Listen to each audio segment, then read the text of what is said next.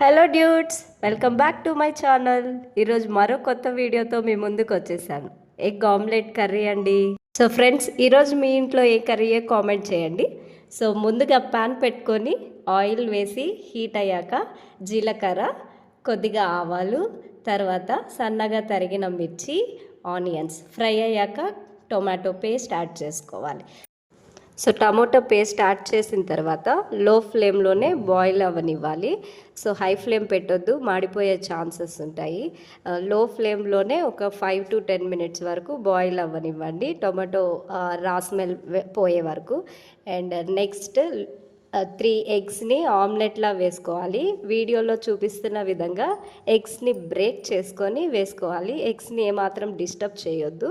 So అలాగే ఉండనివ్వండి. కాసేపు బాయిల్ అయ్యాక లాస్ట్లో సన్నగా తరిగిన కొత్తిమీరతో గార్నిష్ చేసుకొని బౌల్లో సర్వ్ చేసుకోవాలి. అంతే అండి, వేడి వేడి tasty egg omelette curry ready.